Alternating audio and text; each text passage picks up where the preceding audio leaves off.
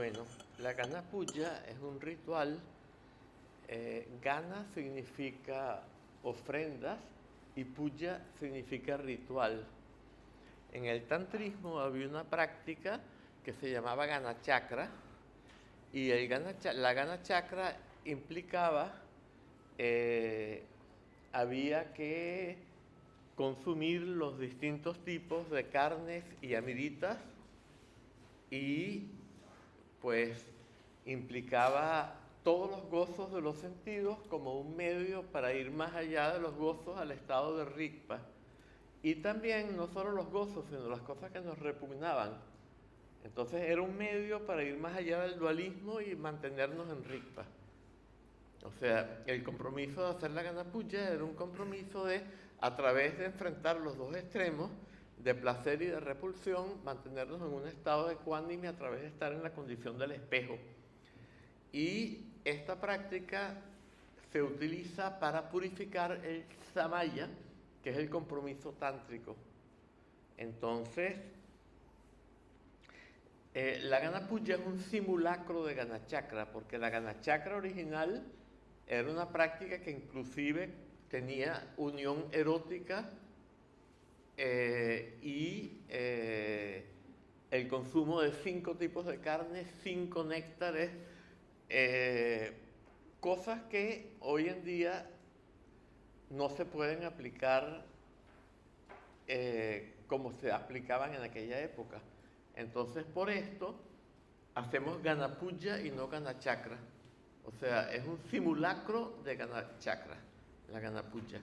Y es un ritual de ofrendas también, pero no una rueda de ofrendas como era la Gana Chakra, sino un ritual de ofrendas. O sea, como un simulacro de la rueda de ofrendas. Y todas estas cosas que había que consumir en la Gana Chakra eran debido a que los budistas tenían muchos prejuicios de que, por ejemplo, el alcohol era...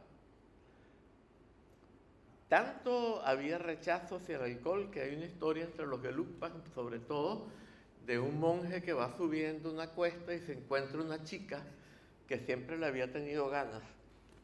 Y esta chica aparece allí con una cabra y un cuchillo y una botella de arak de licor fuerte y le dice al monje que va subiendo la cuesta: mira, tú ves este cuchillo, si tú no haces una de esas 3 cosas, yo me mato. Las 3 cosas son: o haces el amor conmigo, o matas esta cabra y nos la comemos, o te tomas esta botella de arak conmigo. Entonces el monje se pone a pensar y dice: pues mira, matar, esto sería lo más terrible. Entonces matar la cabra está descartado. Hacer el amor con esta chica para un monje verdaderamente es terrible también, ¿no? Como matar no, pero también imposible. El alcohol, bueno, había una prohibición de tomar intoxicantes, pero parece lo menos malo. Ok, yo me tomo la botella de arak contigo. Entonces se toman la botella de arak y después de eso mata a la cabra, se la come y hace el amor con la chica, ¿no?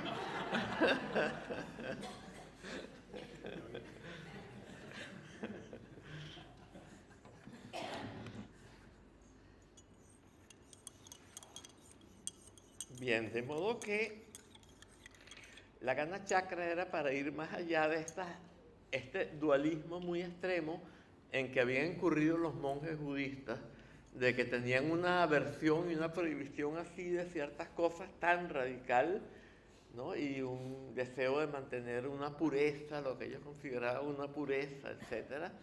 Y entonces la Gana Chakra fue un medio para romper esto y sobre todo para poder mantenerte en Rigpa a través de enfrentar los extremos de placer y de repulsión sin caer en ellos y manteniéndote en la condición del espejo, en esa condición imparcial de total ecuanimidad, porque es de total igualdad.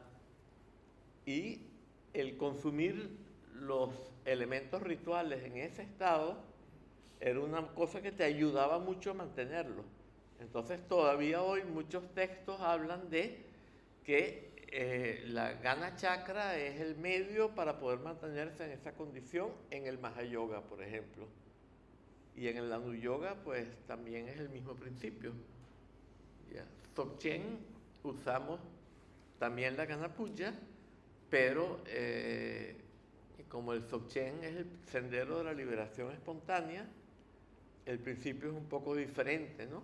Pero sin embargo, para purificar el Samaya del Dzogchen, lo que se utiliza también es la Gana Puya. Entonces, la Gana Puya es muy importante hacerla, porque, puesto que es la manera de purificar el Samaya, cuando nosotros aprendemos de alguien, en el contexto del tantrismo o del Dzogchen, se crea un vínculo Vajra, un vínculo irrompible entre el que enseña y el que recibe la enseñanza. Y se considera que si los alumnos rompen el Samaya, eso puede afectar la salud del maestro.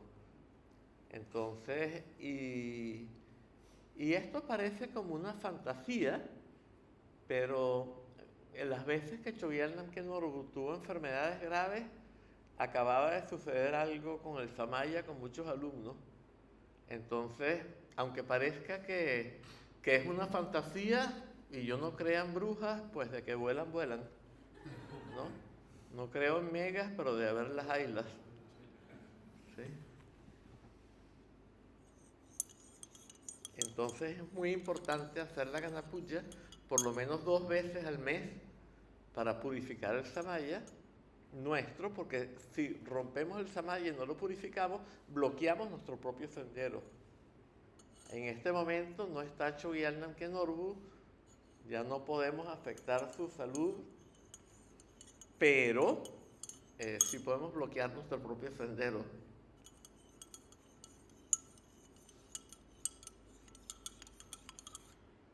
No está Chogyal Namkhen Norbu en tu cuerpo físico que pueda sufrir cosas de este tipo, ¿no?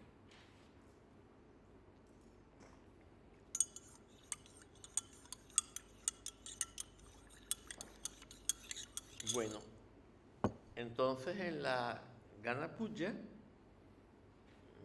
hay 3 Gana Puyas. La primera es las ofrendas a las 3 raíces, que son Guru, Deva, Dakini, y a los guardianes. En este caso, Guru es el maestro, Deva es la deidad de meditación, y Dakini puede ser la consorte tántrica, puede ser muchas cosas, también las energías de la vida, también las actividades de los lamas, pero también hay Dakinis del Sambhogakaya como Simhamuka, del Nirmanakaya como Machik Labdron, por ejemplo, o las consortes de los lamas se consideran Dakinis, las maestras realizadas que enseñan las llaman también Dakinis. Por ejemplo, no sé si habéis oído hablar de una maestra que llaman Khandro Rinpoche. ¿Sí? Bueno, Khandro es Dakini, o sea, le están diciendo preciosa Dakini, porque es maestra. Entonces, si es maestra, es Dakini. Y así pues. Tiene Después hay una segunda Gana Puya, que es la Gana Puya a las deidades internas. Y es cuando consumimos los alimentos y el licor, entonces se lo estamos dando. Nuestro organismo completo en el tantrismo es una cantidad muy complicada de deidades. Si queréis saber todas las deidades que representan las distintas funciones de nuestro organismo, podéis ir a la sección Ati Yoga de la jarra preciosa, y ahí está explicado. Y finalmente la tercera Gana Puya es para los seres débiles, que como son tan pobrecitos, tan débiles, no pudieron participar de la Gana Puya, y entonces se les dejan las obras. Y es indispensable que en una Gana Puya haya carne y alcohol. No es una norma qué tipo de alcohol ni qué tipo de carne, pero tiene que haber algún tipo de tejido animal que no sea huevos, sino músculos o vísceras o lo que sea, y tiene que haber algo de alcohol que no tiene necesariamente que ser alcohol destilado, como decir vodka o brandy o whisky, puede ser también cerveza o vino o sidra, pero tiene que haber alcohol y tiene que haber algún tipo de carne carne de pescado, carne de buey, carne de conejo, no importa, pero tiene que haber carne. Y esencialmente, digamos, si vais a hacer la ganapulla, los que no sepan cómo hacerla, pues trataremos de dar una mini explicación mientras se prepara la ganapulla, pero por ahora ya con eso se entiende. Y entonces podemos ya volver a donde estábamos.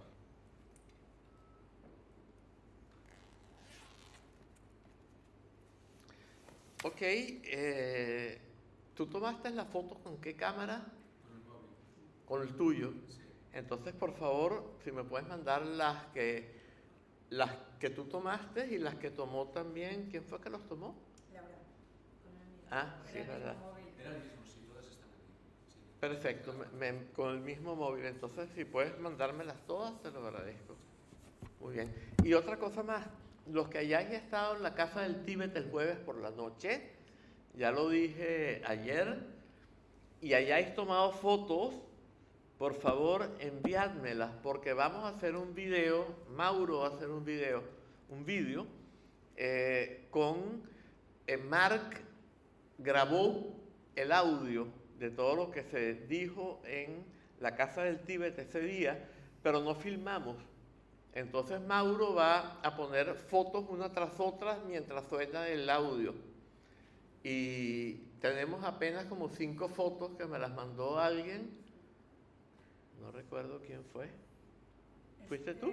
Mandó una, pero las ¿Quién? otras he visto una en el WhatsApp, pero las otras a ti personalmente el mail no lo sé. Yo necesito que me las envíen por correo electrónico, no por WhatsApp que no tengo, sino por correo electrónico, que además la calidad es mejor. Mucho mejor.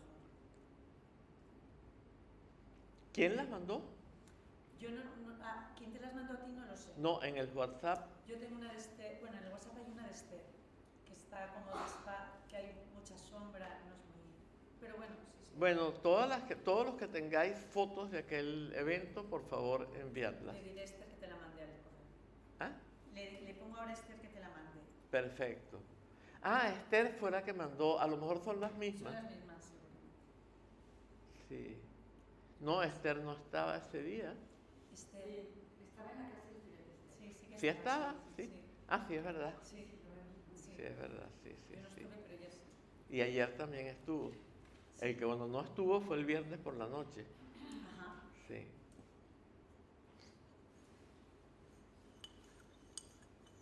Bueno, listo, ya podemos comenzar otra vez. Entonces, todo lo que estuvimos viendo ayer, lo que vimos hoy es un complemento de todo lo que vimos ayer, porque tanto lo de hoy como lo de ayer trata de la bodhicitta. Y ayer era en base a la jarra preciosa, que es el texto para estudiar la base del Santi Mahasanga. Y lo de hoy fue en base a un texto, como dijimos, de Jigme Tenpe Nyima, que fue un eslabón importantísimo en la transmisión de los termas de Jigme Limpa. De hecho, el posesor oficial de la transmisión de Jigme Limpa actualmente es el actual Dodrup Chen Rinpoche. O sea, los Dodrup Chen siempre, son los de los más importantes posesores de ese linaje. Entonces, ese linaje también es el mismo linaje de tanto Anson Drukpa como Nyangla Pema Dudul como Ayukandro. O sea que el linaje de Chogyal Namkhen Orbut es ese mismo linaje también. Entonces, de hecho, la primera vez que se publicó en lengua inglés, en lengua occidental, este librito que estudiamos esta mañana, fue una publicación de la comunidad Dzogchen. Bueno.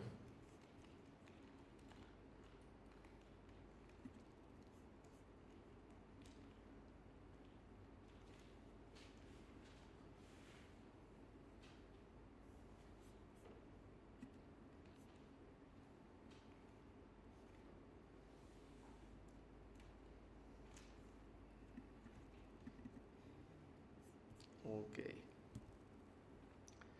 Y entonces, ayer habíamos llegado hasta el comienzo del entrenamiento en el bodhicitta de la acción o el bodhicitta en la acción.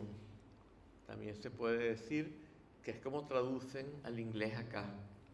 Dice, entrenarse en el entrenamiento en el bodhicitta en acción consiste principalmente en entrenarse gradualmente en los 6 o 10 parámitas que se traducen acá como perfecciones. Ahora, para significa en sánscrito, significa más allá. Por lo tanto, a mí me gusta más como traducción trascendencia, porque es trascender la condición ordinaria no hacia algo supramundano que sea trascendente en el sentido de que no sea físico, sino hacia algo que trasciende el samsara. Y eso es lo que son los paramitas. Entonces, trascendencia a mí me gusta más. Y ayer vimos que 5 correspondían al método según Chogyal Namkhen Norbu, que son todas menos el Prajnaparamita, y una pertenecía al aspecto de la sabiduría, que era el Prajnaparamita. Algunos maestros dan unas explicaciones mucho más complicadas, en las cuales la primera corresponde más al método y la segunda más a la sabiduría, y después una que combina ahí. Y si os interesa eso, lo podéis encontrar en la traducción de uno de los tomos de la Enciclopedia del Conocimiento de Jamgon Kongtrul, el Sheya Kunchab, ¿sí? Que eso lo publicó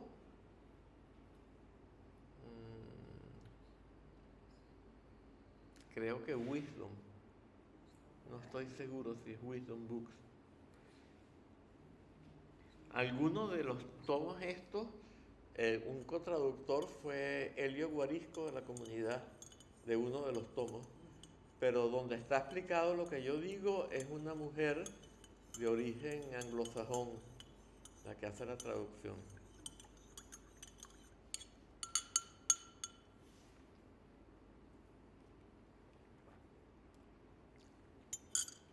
Entonces, el paramita de la generosidad o dana paramita comprende 3 subdivisiones que son el don de las cosas materiales, el don de la enseñanza y el don de la liberación con respecto al miedo.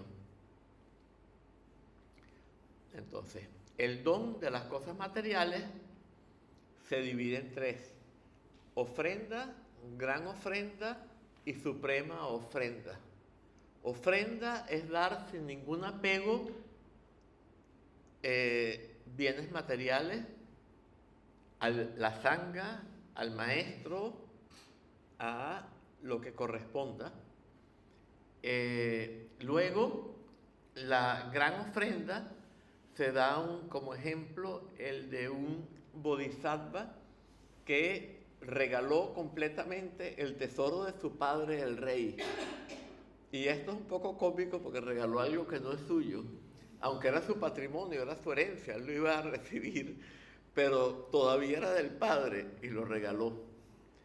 Y la suprema ofrenda se ilustra con el ejemplo de los yatakas, de cuando el futuro Shakyamuni era todavía un bodhisattva acumulando méritos y purificando obstáculos, que andaba por las montañas de Nepal, y cuando llegó a lo que los nepaleses llaman Namo Buddha, que está subiendo de Dulikhel hacia arriba, hacia la montaña. Dulikhel es un sitio donde se ve toda la cadena de los Himalayas más altos completa. En noviembre es un espectáculo. Se sube desde allí y se supone que en Namo Buddha, Shakyamuni, en una vida anterior, había una gran sequía y los animales estaban muy mal, no tenían comida. Entonces se encontró una tigresa con sus cachorros que estaba muriéndose de hambre, y se lo movió una compasión enorme y le dijo a sus hermanos: seguid que yo voy a ver qué puedo hacer por esta tigresa. Y los hermanos siguieron y él se quedó allí, y entonces se echó para que la tigresa se lo comiera y pudiera alimentar a los cachorros. Pero la tigresa estaba tan débil que no se lo podía comer. Entonces tuvo que coger su cuchillo, cortarse y darle a oler la sangre, y eso permitió que la tigresa adquiriera un poco de fuerza y pudiera devorarlo ahí, y entonces pudiera alimentar a los tigritos, ¿no? Por supuesto que esto es algo simbólico, porque las tigres no pueden iluminarse y los seres humanos sí.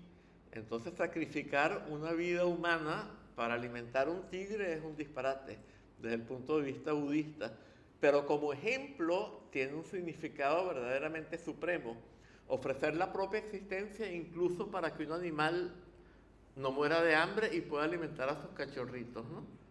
O sea, la intención que hay detrás de esto es elevadísima, pero por supuesto que en la práctica no vayamos nosotros a ofrecer nuestra existencia humana para que sobrevivan los animales, ¿no?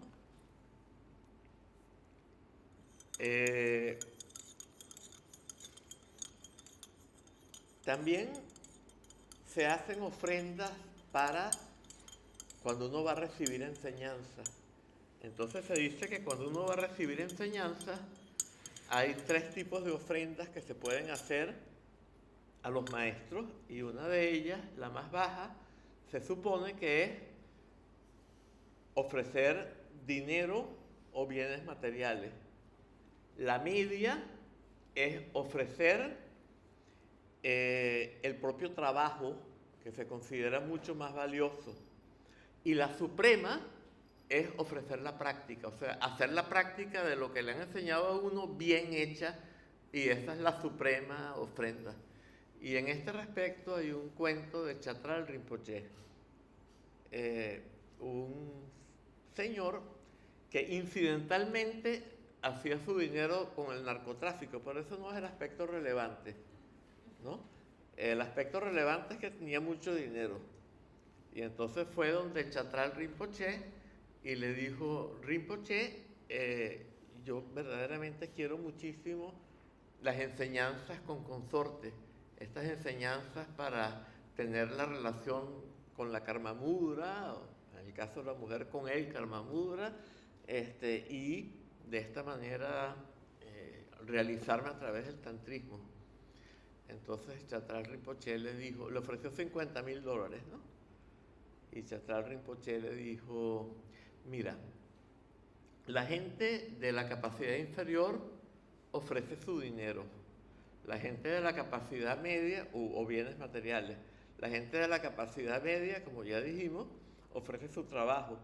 De hecho, los 2 primeros alumnos que tuvo Chatral Rinpoche, él no aceptaba alumnos occidentales, y los 2 primeros que tuvo, que recibieron los nombres de Shakya Dorje y Yeshe Dorje, estuvieron un año antes de que les hablara siquiera, limpiándole la gompa y haciendo todos los trabajos allí en cierta medida meniales, ¿no? Y entonces recibieron enseñanza. Entonces la capacidad media ofrece su trabajo y la capacidad superior ofrece su práctica. Esta práctica es para capacidad superior, así que no te la puedo dar, porque te estás ofreciendo dinero, o sea que tienes la capacidad inferior. No todos los lamas hacen eso, ¿no? No vamos a decir quiénes, pero conozco unos lamas que más bien le hacían mo a este mismo señor para que pudiera pasar sus cargamentos por los días más...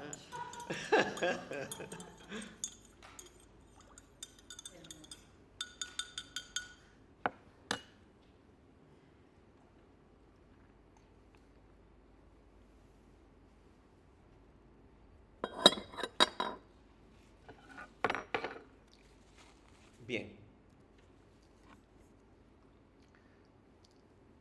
Y entonces después viene el don de la enseñanza. Más elevado que el don de los bienes materiales es el don de la enseñanza. Pero el don de la enseñanza solo se puede dar cuando el propio maestro lo ha mandado a uno a enseñar. Si no, no se puede dar porque la persona puede que no tenga la comprensión necesaria para poder dar las enseñanzas y las da mal y desvía a todo el mundo. Entonces, solamente cuando un maestro que ha sido tu maestro te manda a enseñar es cuando puedes hacer esto de el don de la enseñanza. Claro, ciertas enseñanzas las puede enseñar cualquiera. Por ejemplo, cómo se hace una ganapulla, cómo se hace un corto. Esas son cosas que cualquiera puede dar. Pero ya enseñanzas más, tiene que ser cuando tu maestro te manda a enseñar, cuando se pueden hacer. Y finalmente, el don de la protección contra el miedo. Entonces, esto sería, por ejemplo, un presidente que indulta a varios condenados a muerte, o alguien que compra animales que los van a sacrificar para liberarlos, ¿no? Claro, hay que tener cuidado con esto también, porque si lo que liberas es un pajarito que siempre ha estado en las jaulas, se lo come el gato en lo que lo libera, ¿no? O sea, tu intención puede ser muy buena, pero preferible es que sepas lo que estás haciendo.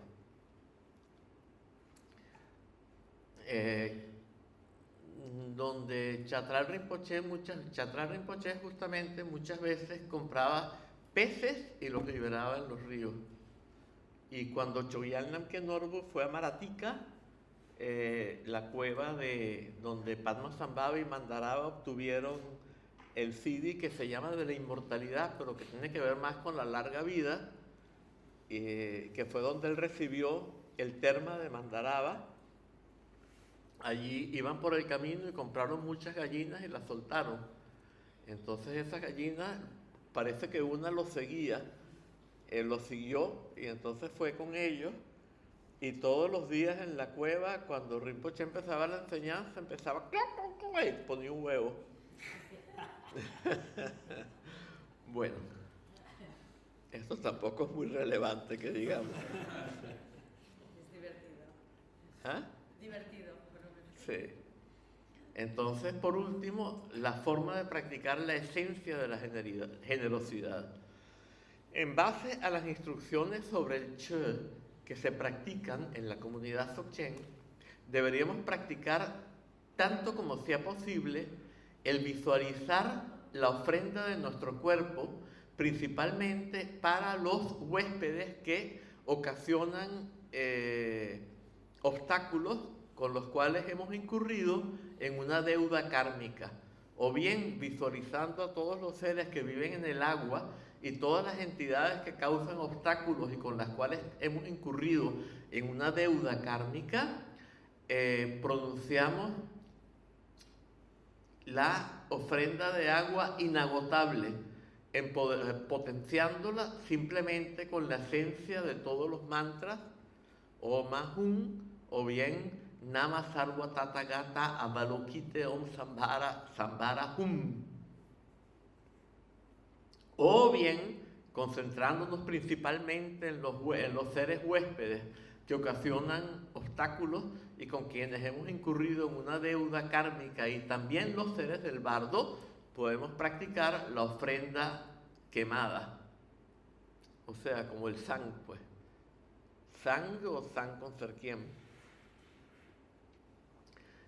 También el Bodhisattva Charyavatara lee: nuestro cuerpo, nuestra riqueza y todas las virtudes que hemos acumulado en los 3 tiempos deberíamos ofrecerlo sin reserva alguno para lograr el beneficio de todos los seres.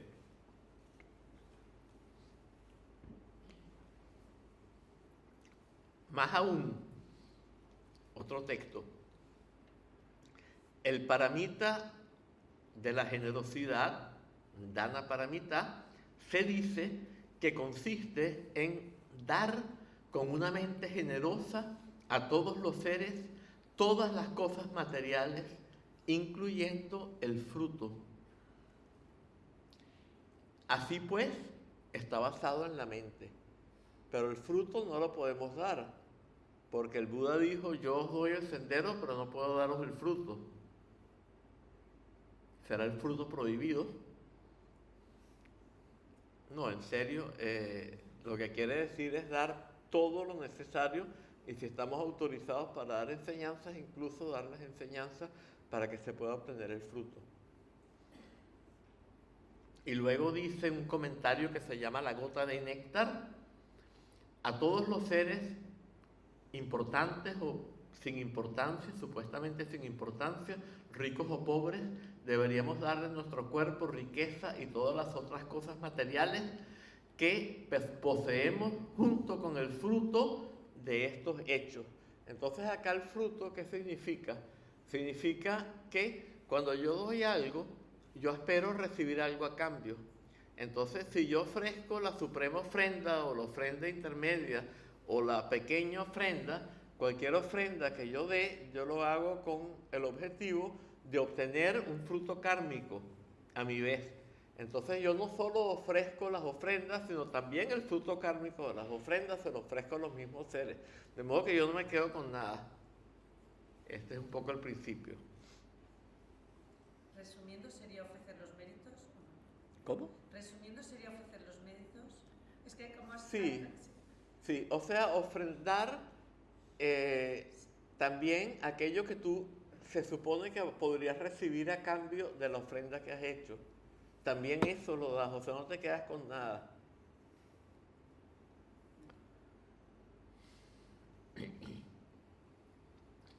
¿Qué es el paramita de la generosidad? Darle todo a los otros con una mente generosa, incluyendo el fruto. Paramita significa estar sin oscilaciones, libres de la consideración conceptual de los tres factores del acto, que son que hay alguien que da, que hay un dar y que hay alguien que recibe lo que se da.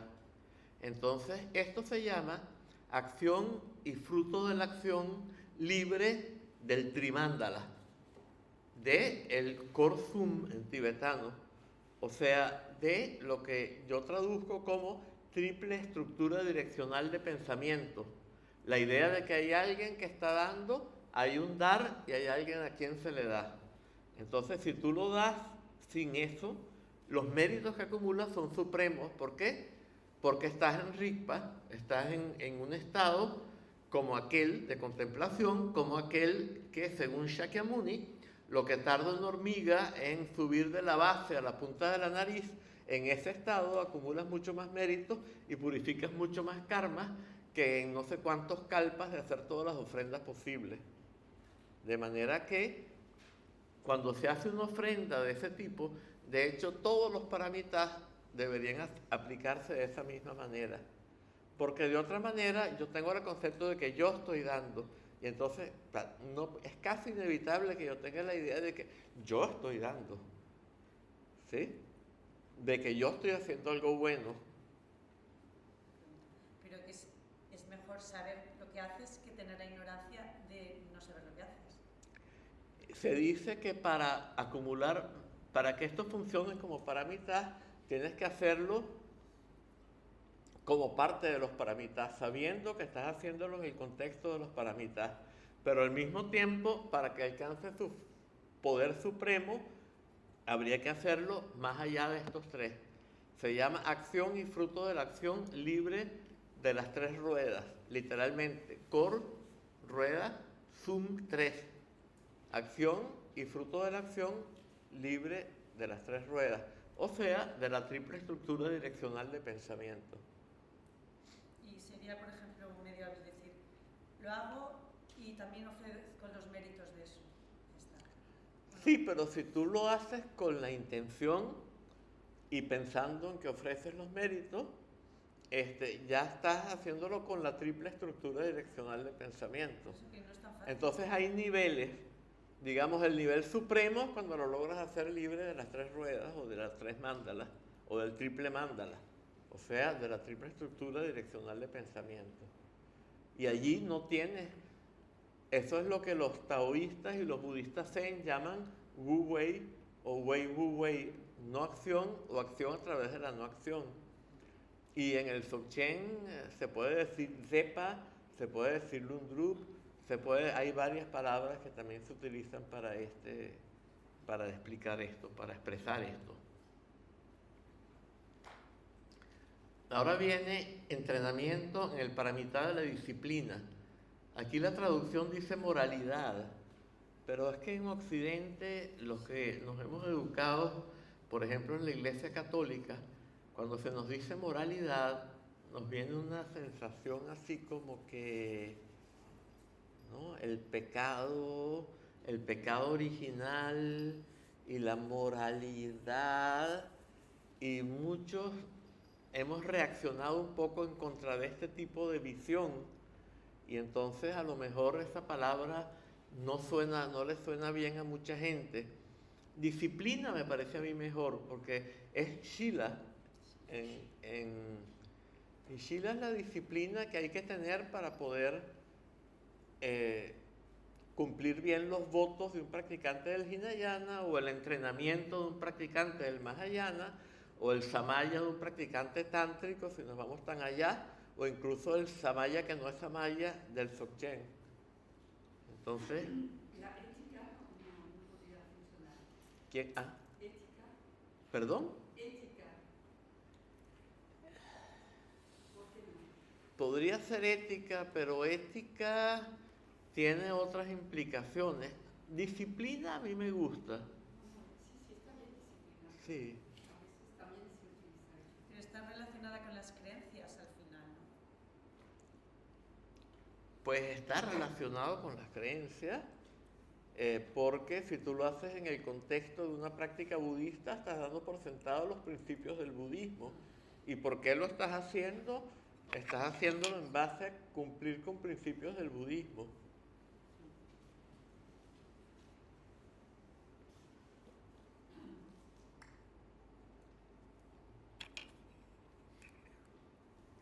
Ok, entonces hay 3 aspectos del Shila Paramita, que son la moralidad de abstenerse de la conducta negativa, la moralidad de acumular virtud y la moralidad de actuar por el beneficio de los seres, pero preferiría disciplina, no que moralidad.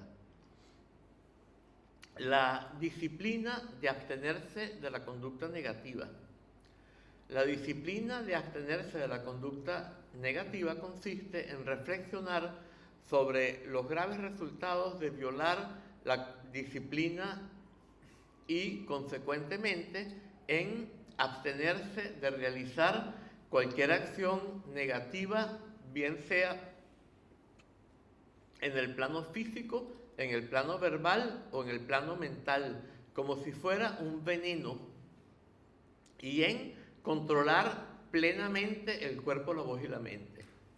Segundo, la disciplina de acumular virtud, y en este caso consiste en el deseo de dedicarse en todas las acciones virtuosas que corresponden a los principios de los votos o compromisos que hayamos tomado, asumido, y en esforzarnos para mantener la presencia de la conciencia de manera continua, en tal forma como para hacer aumentar nuestra acumulación de méritos.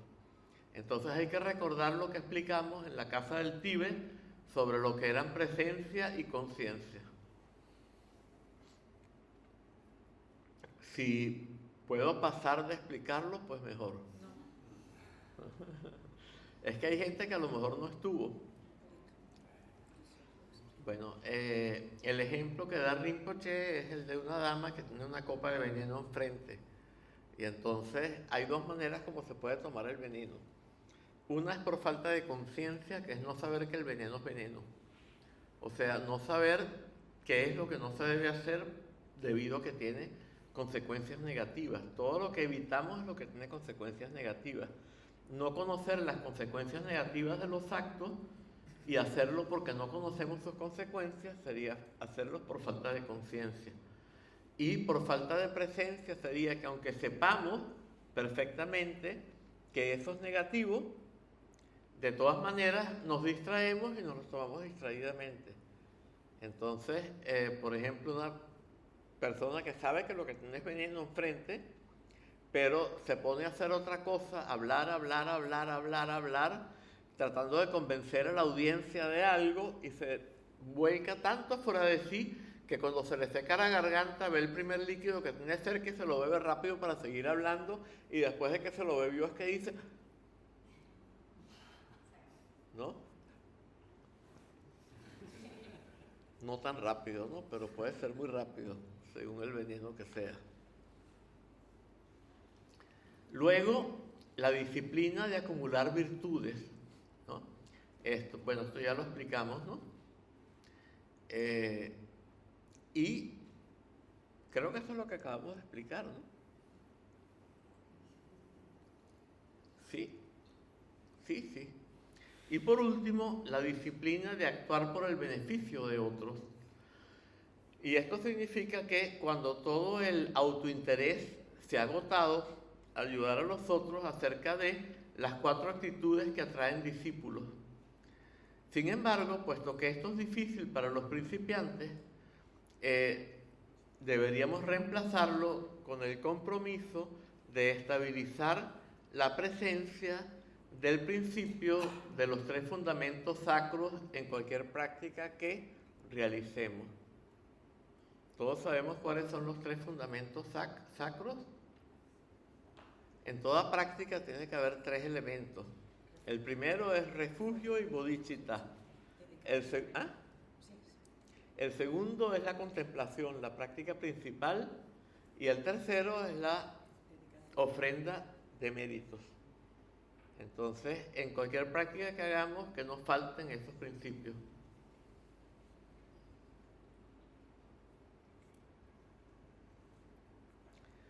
En lo que respecta a las 4 actitudes que atraen el Sheya Kunchap, la enciclopedia del conocimiento del Jamgon Control, que ya acabamos de mencionar, dice: cuando la propia mente ha madurado mediante la disciplina,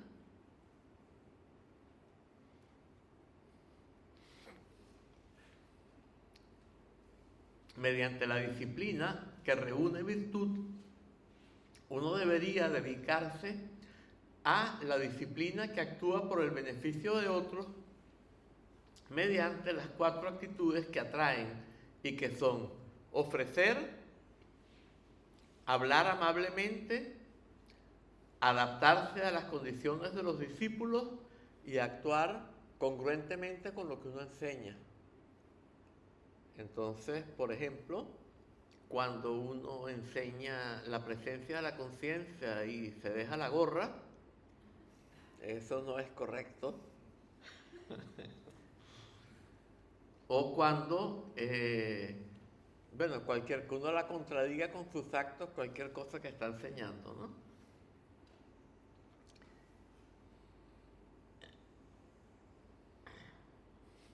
A fin de atraer aquello, vale la pena mencionar que un maestro de Dzogchen no siempre va a aplicar estas 4. ¿Por qué? Porque, recordémonos, la primera es hablar amablemente. Un maestro de Dzogchen puede tener que hablar muy duramente a veces. Entonces no puede ser un maestro de Dzogchen, puede no tener que respetar aquello que se enseña muchas veces en las tradiciones monacales tibetanas, que es externamente Hinayana, internamente Mahayana y secretamente Vajrayana, porque muchas veces tiene que que ser airado con los alumnos. Y más hoy en día que hay tantos alumnos que necesitan que se los sacuda. ¿Ah? A fin de atraer a aquellos que todavía no han entrado en la enseñanza, primero que nada uno trata de satisfacerlos con ofrendas materiales. Esto es lo primero. Una vez que han entrado en la enseñanza, hablándoles amablemente, uno les transmite la enseñanza y los lleva gradualmente a despertar el interés y el entusiasmo por la práctica. Esto es lo segundo. Tal como primero nutrimos a un pequeño niño con comida ligera y solo más adelante le damos comidas más pesadas, si uno no logra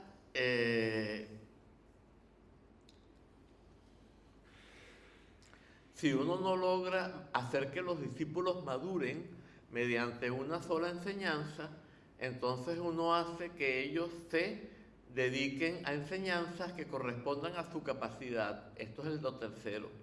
Finalmente, a fin de conducir a los discípulos al sagrado Dharma y la conducta virtuosa, uno actúa de una manera que sea congruente con lo que enseña. Esto es lo cuarto. Esa fue la del ejemplo que dimos, ¿no? Y finalmente, la forma de practicar la esencia de la disciplina. Y entonces acá el Bodhisattva Charyavatara dice, los que desean cultivar el triple entrenamiento deben cuidar su mente con gran atención. Sin cuidar la mente es imposible cultivar el entrenamiento. Y bueno, siempre el resumen es, en base a la presencia y la conciencia, integrar dentro de nosotros el principio de la disciplina, que consiste en nunca dañar a los otros y por el contrario estar siempre dispuestos a ayudarlos,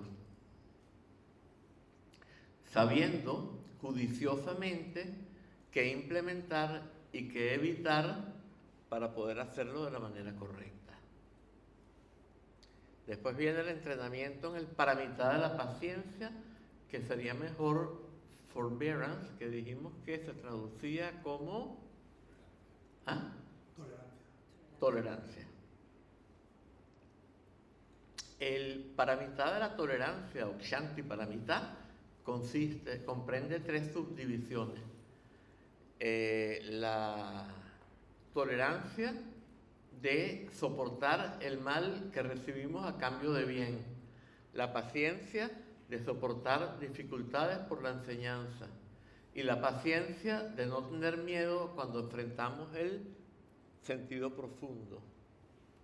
Entonces, la paciencia de soportar el mal que recibimos a cambio de bien. Pues muchas veces hacemos cosas buenas por los demás y se nos paga con maldad, a veces con maldades, ¿sí? Entonces, no pensar que, entonces me paga así, ¡pah! Sino, por el contrario, entender que si yo soporto esto, puedo desarrollar el paramita de la, ¿cómo fue que dijimos? Tolerancia.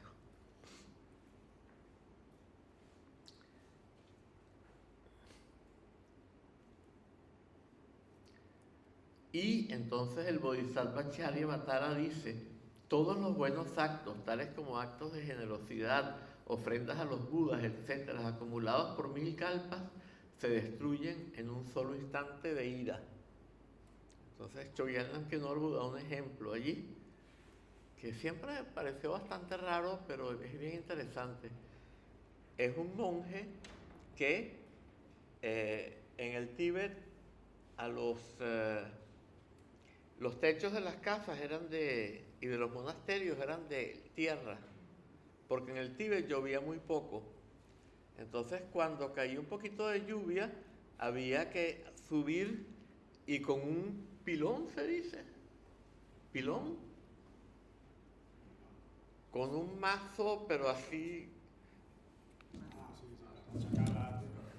Sí, que aplana. ¿Ah? Aplana. ¿Un qué? ¿Sí? Un mazo que aplana. Un mazo vertical, pues. una escoba que lleva el mazo abajo. Ok, con el mazo dando. Ok, entonces estaban piloneando allá y a ese monje, los demás monjes siempre lo fastidiaban, porque era un poquito raro, un poquito distinto de los demás, y entonces estaban fastidiándolo, y entonces ya no aguantó más y levantó el mazo y repitió estos versos. Todos los buenos actos, tales como actos de generosidad, ofrendas a los budas y así sucesivamente, acumulados por los 1000 kalpas, se destruyen en un solo instante de ira, y empezó a perseguir a los demás monjes con el mazo a golpearlos. Entonces es interesante porque él sabía lo terrible que era la cosa, pero no aguantó más, pero al mismo tiempo tenía cierto mindfulness, tenía cierta presencia de la conciencia, suficiente como para poder recitar los versos, pero no como para controlarse y no tratar de golpearlos con el mazo. Igual solo quería asustarlos. ¿Ah? Igual solo quería asustarlos. Nada, no. Sí, puede ser, pero en todo caso, así pues, consciente de las cualidades negativas de la ira y en base a la presencia y la conciencia, deberíamos siempre entrenarnos en perfeccionar nuestra abstención de la acción negativa, incluso en sus aspectos más insignificantes. Si nosotros, principiantes, que somos tan irascibles como las serpientes recién nacidas, no tenemos la capacidad de cultivar la paciencia de manera perfecta, entonces primero que nada deberíamos practicarla, por lo menos tratando de cualquier manera posible de no enfurecernos, de no manifestar ira. En efecto, el mismo texto dice: no hay acción negativa igual a la ira, no hay ascetismo igual a la paciencia o la tolerancia. De modo que deberíamos cultivar la tolerancia de todas las formas posibles mediante la diligencia. Los sutras del Mahayana, bueno, que la ira se extiende como un fuego en la montaña, en los bosques. Una vez que comienza, nos arrastra cada vez más y no hay manera de pararnos. Tendríamos que tener la capacidad de adoptar la presencia de la conciencia y desde allí refrenarnos. Pero esto, una vez que nos hemos dejado llevar por la ira, se hace muy difícil. Entonces dice que, por el contrario, la paciencia es un ornamento para la felicidad provisional y definitiva, y es la mejor de las cualidades. Por lo tanto, distinguiendo bien entre nuestro beneficio y nuestra ruina, deberíamos cultivar la tolerancia con gran diligencia. Pensando en todo esto, deberíamos tomar el compromiso con todo nuestro corazón de practicar manteniendo la presencia de la conciencia en todo momento y en toda circunstancia. Después viene la paciencia. ¿Ah? ¿Pero tú crees que es literal esto de que los méritos que has acumulado, que han costado acumular mucho, se destruyan por alguna acción, por dejarte llevar por la ira? O más bien, se puede tener como una desconexión de esa vía positiva, te desconectas de eso y te conectas con la ira pasada de vuelta, pero luego te puedes volver a conectar con eso, más que destrucción de los méritos, ¿sabes? Lo que pasa es que esto se enseña así para que la gente se porte bien siempre, porque de otra manera, si yo dijera que tú tienes razón, entonces todo el mundo se dejaría llevar por la ira y después vería cómo hace para seguir acumulando méritos. Preferible, el karma solo lo entienden los budas totalmente realizados. Yo no soy un buda totalmente realizado ni nada que se asemeje o se acerque, por lo tanto no puedo juzgar, pero preferible es que pensemos que es literal. Yo pienso que a lo que se refiere, como yo lo entiendo, es que en un acto lleva todos los méritos. Entonces, quiero decir que, ojo, que estás jugando con cosas tal. Entonces, en un acto iro sí que puedes destruir todos tus méritos. Puedes matar, puedes hacer cosas que en un estado normal no harías. La mayoría de asesinatos de pasión, de celos, no sé qué, son actos de ira. En función del grado. Yo pienso que va más por aquí. Bueno, en todo caso, Yo, mi interpretación. preferible es que lo tomemos literal. Sí, porque seguramente la ira es el estado de inconsciencia, ¿no? Más de quizás, ¿no? O sea, destructivo contrario de la... Si la ira te ciega. Claro. Pero cuando es la ira de como una madre que le da un guantazo al niño que está ya un poco eso es bueno. Pero no es Bueno, a ver, La ira con una intención. no, bueno, en el sentido de una colleja así de vez en cuando para que... Pero depende de la intención de lo que la madre proyecte en ese momento sobre el niño. Si es odio, por ejemplo, el niño recibe odio. Si es susto de la madre, quizás en un momento dado el niño no una colleja, pero depende de le ese. regaña para que se porte bien. Bueno, entonces si hay una buena intención, Claro, el niño lo entiende que se porte bien por su bien, ¿no? Pero una simple palabra puede causar mucho daño. No hace falta matar a alguien. Entonces, Sí, la ira... Sí, a veces con una palabra se puede hacer mucho daño, con una sola palabra. Bueno, ¿Me permites una observación? claro. Que es que me ha venido ahora a la memoria. No me sé ni el nombre, ni la época, ni nada, pero dicen que había un lama, un maestro, y de la tradición cayupa, me parece. Y el discípulo venía pues, a 100 metros de distancia hacia él, y su maestro tenía un carácter muy fuerte. ¿Y el maestro? Tenía un carácter muy fuerte. Ajá. Y le decía, ven, ven, y empezaba a insultar. O sea, todos los insultos más graves que te puedas imaginar le decía, ven, ven, aproxímate, no sé qué, y te voy a dar 4 hostias, yo qué sé, ¿no? Y se iba aproximando y cada vez más fuerte la amenazaba. Y cuando llegó donde estaba él, le pegó un palizón alucinante y el tío se despertó, se iluminó. Y la explicación es... Tilopa anaropa. No sé, ya lo sabías. Bueno, es que a mí lo que me llama la atención de esa historia es que el maestro, con todos esos insultos y palizas, le estaba desbloqueando los bloqueos internos. Entonces era un tipo de ira, pero yo creo que no era ira. Era una agresividad liberal, que era para desbloquear. En la tradición Nyingma, quizá el Tertön o el maestro en general que tuvo más discípulos que alcanzaron el cuerpo de luz fue Dudjom Lingpa. Y Dudjom Lingpa le caía palos a todo el que se le acercaba. Pero ese tipo de violencia... Pero no eran palos físicos, no era de alego, ¿no? Palos alego. Le daba palos físicos. Físicos. Sí. Las divinidades airadas, ¿Ah? las divinidades airadas, las de Semboacaya, son muy iracundas también. Majacala Bueno, alcanzar el cuerpo de luz solo se logra a través del chitró más verdadero, que es el Togel o el Yantik, ¿no? Porque cada vez que te sientes separado de la visión, se manifiesta lo airado hasta que te disuelve y quedas integrado en placer total, y en lo que vuelve a surgir el error lo mismo. O sea, la realización suprema se alcanza mediante lo airado. Sí. Pues ahora no sé, yo creo que estamos así un poco de tertulia de sobremesa, perdón. Pero es como en el zen que viene el meseta con el palo, ¿no? No, Es decir, cuando o sea, es cuando estás medio somnoliento porque estás perdiendo claridad y te viene... Exactamente, no te está pegando, te está ayudando. Yo no lo he hecho nunca, pero las palabras adecuadas, ¿cómo se le llama eso? Tú lo solicitas.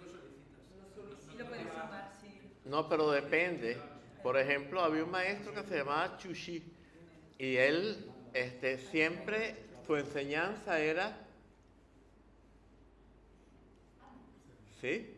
Entonces, pues nadie entendía cuál era la enseñanza. Y entonces había un monjecito que era muy jovencito, un chico, como de 12, 13 años, y un día estaba imitándolo, ¿no? Y entonces ellos se hacían preguntas y respuestas entre sí, y a él le preguntaba y él hacía. Y en ese momento llegó el maestro por detrás y con una espada le cortó el dedo y ahí tuvo un satori. Y perdió el dedo, pero ganó el satori.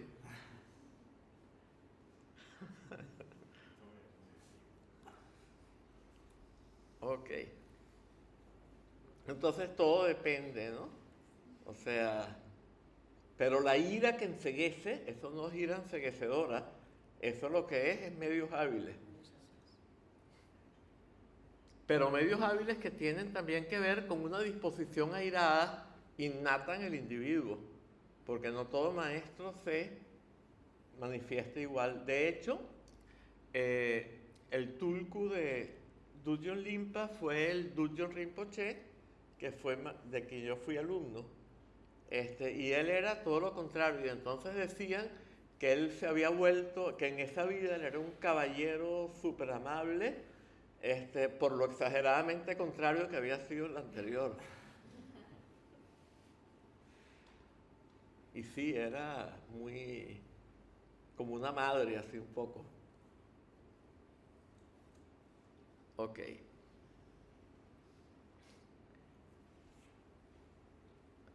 La paciencia de tolerar dificultades por la enseñanza.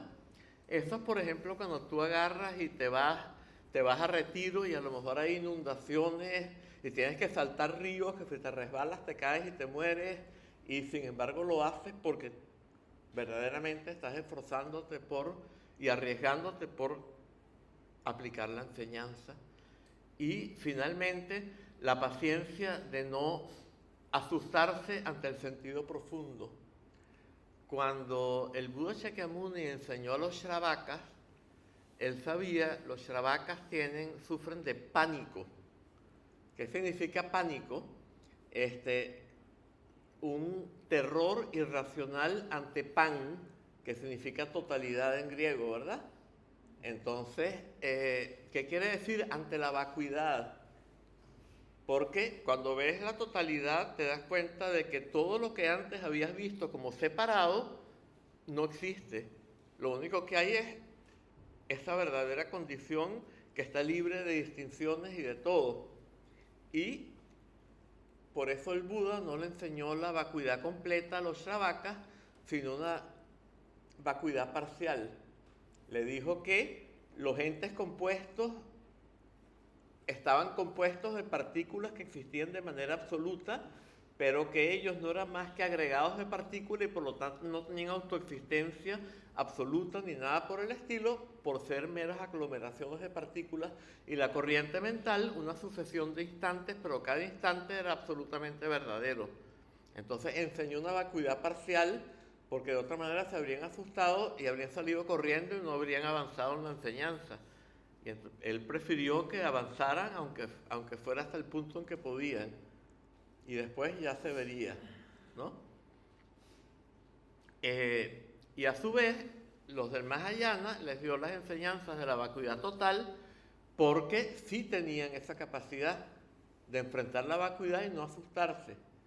Pero no les enseñó esta igualdad de lo positivo y lo negativo, lo puro y lo impuro, lo bueno y lo malo, que se enseña en el tantrismo y que se ejemplifica con la Ganachakra que ya describimos, ¿verdad? Y menos aún la del Dzogchen, que es la conducta de Samantabhadra, etcétera, etcétera.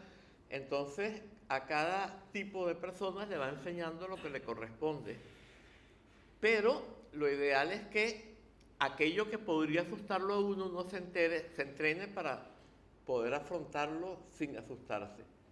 Entonces, por esto en el Mahayana, en el segundo sendero, en el sendero el primero es el sendero de acumulación, el segundo se puede traducir de varias maneras, pero digamos sendero de la aplicación. En el sendero de la aplicación hay un estadio que se llama la tolerancia de lo no nacido, que es cuando finalmente tú puedes tener una intuición de de la verdadera condición de cada eso, ¿sí? Y que no te asuste. y ahí ya quedas listo para llegar al tercer sendero, que es el primer Bhumi, que es el sendero de la visión o de la presencia de la verdad absoluta, según en qué idioma lo pongamos, o también el primer Bhumi, que es el Bhumi de la alegría o del júbilo, cuando nos alegramos por la vacuidad, porque por fin vivenciamos la vacuidad. Entonces, pues hay todo un entrenamiento en el cual vamos desarrollando la capacidad de no asustarnos ante el sentido profundo. Y bueno, ese es el tercer tipo de tolerancia. La forma de practicar la esencia de la tolerancia, en lo que respecta a esta forma, el Bodhisattva Charyavatara dice, y esto es importantísimo: los seres son infinitos como el espacio, y es imposible subyugarlos a todos. Sin embargo, subyugar la propia ira es como conquistar a todos los enemigos. Pero en el Bodhisattva Charyavatara hay un ejemplo buenísimo. Dice, si el mundo entero está lleno de espinas, no habría cuero suficiente en el mundo para cubrir todo el piso, pero bastaría con que nos pusiéramos un trocito de cuero debajo de nuestros pies para que no se nos claven las espinas. Y esa es la sandalia que representa la tolerancia.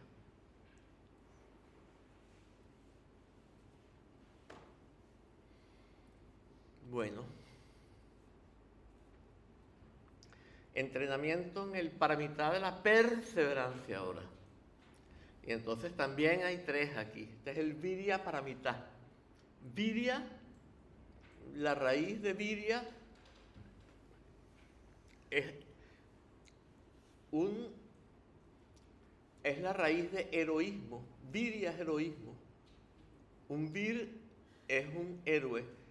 En la raíz indoeuropea, también en latín, vir es hombre, porque se suponía que el verdadero hombre era valiente. Si no, no era un verdadero hombre. Estas cosas típicas de los indoeuropeos.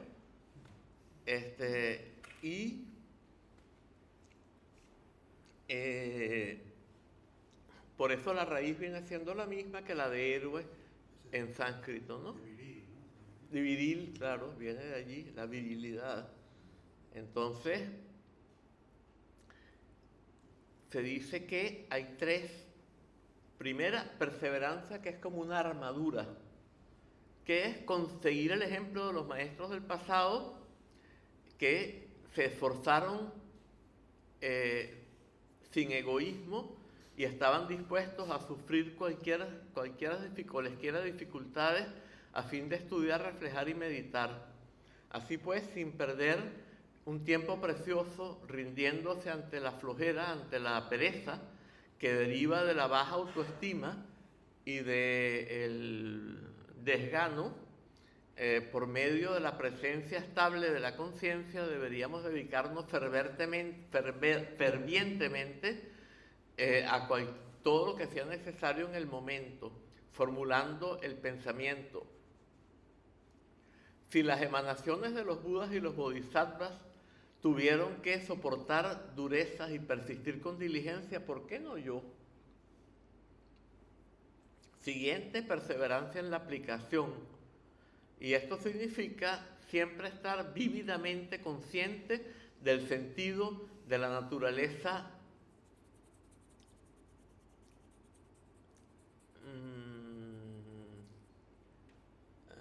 pasajera del tiempo, sin caer en la pereza que da lugar a la actitud indiferente de querer procrastinar, o sea, dejar la práctica hasta mañana o al día siguiente, etc. Así pues, desarrollando gran diligencia, deberíamos dedicarnos oportunamente a la práctica que tenemos que aplicar, como una persona temerosa a la quien se le pasan una serpiente entre los dedos, entre los pies, ¿no? Y lo roza.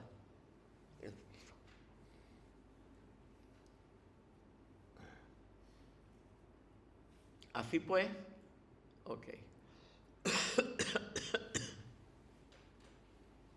Yo una vez le puse el pie encima a una de las serpientes más venenosas de la India. El último tipo de perseverancia es la de nunca darse por satisfecho y consiste en no sentirse autosatisfecho tan pronto como logras desarrollarte un poco la práctica de la virtud.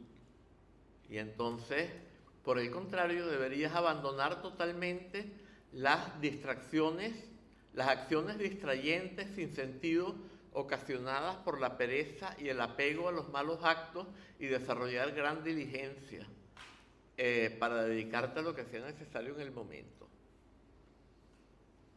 Y la lámpara que ilumina el sendero a la liberación dice, el Vidyadhara Jigme Limpa dijo, dedicarse a la práctica de la virtud con gran celo, cada vez más a medida que se acerca la muerte, es el signo de un practicante que es como una cosecha que no ha sido dañada por el hielo, por el... ¿ah? Granizo. Dice frost en inglés, que es como el... ¿Cómo se llama eso? ¿Ah? Una helada. Una helada, sí.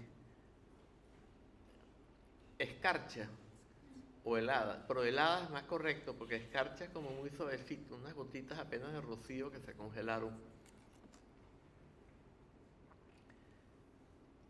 En efecto, hasta que alcancemos el despertar definitivo e irreversible, siempre tendremos karma y huellas kármicas latentes que purificar, e incluso muchas más cualidades muy numerosas que adquirir, de modo que desde el fondo de nuestro corazón jamás deberíamos sentirnos complacidos acerca de nuestra práctica.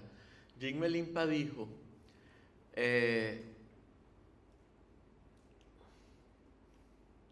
ninguna inteligencia, riqueza ni poder puede liberar a alguien que no tiene perseverancia, que es como el capitán de un barco que no tiene remos. O sea, el que no tiene perseverancia es como un capitán de barco que manda, seguid adelante, acelerad, y no hay remos.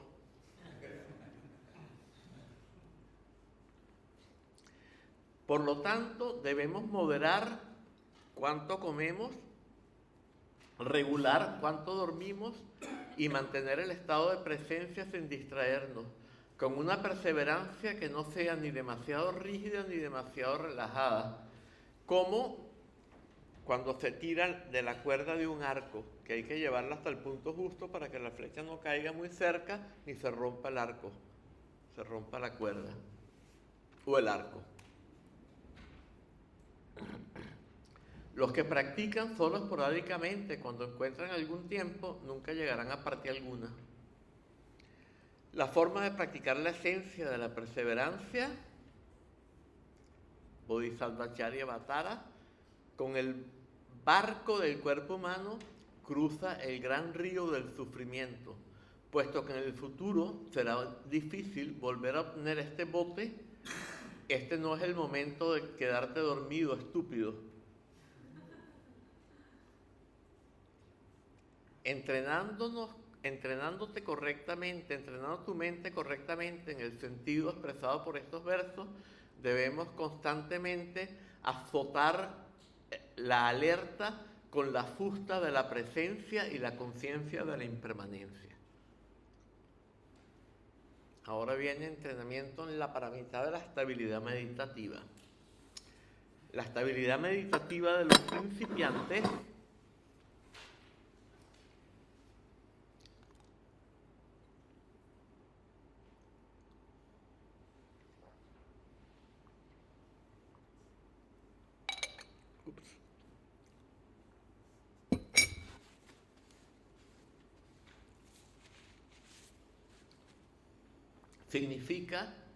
se refiere al estado en el que tenemos las experiencias de placer, claridad y ausencia de pensamientos, pero sentirnos apegados a su sabor, buscando por todas las vías volver a obtenerlas de nuevo. Entonces, eso es cuando comenzamos a meditar y comenzamos a tener experiencias de estas tres, que recordemos, son los tres ñam, son las tres experiencias ilusorias. Recordemos que dijimos que placer o gozo, claridad o luminosidad y vacuidad o ausencia de pensamientos podían ser experiencias ilusorias o aspectos del Rigpa. Aquí son experiencias ilusorias. Entonces, esto lo explicamos ya el otro día y no tenemos mucho tiempo ahorita. Entonces creo que, a menos que alguien pida que lo expliquemos, lo saltamos. Es un punto para un meditador que empieza a tener experiencias, es un enganche fuerte. Bueno, expliquémoslo brevemente. Pues, Es un tema... las experiencias de vacuidad o de ausencia de pensamientos pueden ser cuando, bien sea, perdemos el sentido de realidad, tenemos una experiencia de desorientación, como cuando tenemos un hedewa, al hacer la práctica de la sílaba pet, el semsin de la sílaba pet, quedamos totalmente desorientados, es una experiencia de vacuidad. Una desrealización que los psiquiatras considerarían psicótica es una experiencia de vacuidad. Un estado de ausencia de pensamientos es una experiencia de vacuidad. Que se nos aparezca un demonio o Padmasambhava o Tara, o que veamos todo con una profundidad de tono mucho más fuerte, o que veamos halos alrededor de las cosas después de practicar shamatha. Todo esto son experiencias de claridad o luminosidad. Y finalmente, experiencias de gozo, pues puede haber de muchos tipos, como experiencias de gozo por tumo, experiencias de gozo por unión erótico-mística con una pareja, o simplemente el ligero gozo que surge de una práctica de shamatha cuando nos relajamos mucho y nos da un cierto placer. Todos estos son experiencias ilusorias, pero también se puede hablar de esos mismos tres nombres, de esas mismas tres palabras, pero como aspectos del Rigpa. Entonces, cuando se los ve de esa manera, en ese caso, gozo es el gozo que es inherente al estar en Rigpa, y no a una cosa que es producida por causas y condiciones, sino que es inherente al Rigpa, que no puede ser producido. El Rigpa no puede ser producido. Entonces es inherente al Rigpa. No es creado, producido, fabricado, no es sánscrita. La claridad en este estado no es otra cosa que la perfecta patencia del Rigpa. Que esté perfectamente patente el estado de Rigpa. Y por último, la vacuidad aquí implica que en Rigpa no percibimos nada como autoexistente. Es evidente que nada existe por sí mismo y en sí mismo de manera absoluta, ni nada por el estilo. Entonces es muy diferente los tres ñam que los tres aspectos que se manifiestan cuando el Rigpa está patente. Entonces viene tres tipos de estabilidad meditativa. La primera ya la dijimos, ¿no? La segunda es la estabilidad meditativa que discierne el verdadero sentido. Y esta es una meditación en la cual, aunque hayamos superado el apego a los varios tipos de experiencia, ya no estamos apegados al sabor de la estabilidad meditativa, pero sin embargo seguimos estando apegados al concepto de la vacuidad como antídoto.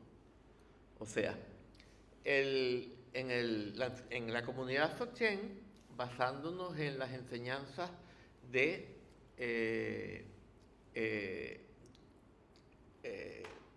Nup Nanchen Nyingpo, discípulo directo de Padmasambhava, en el Katang Den-a, que fue revelado como terma por Örgen Limpa en el siglo XV,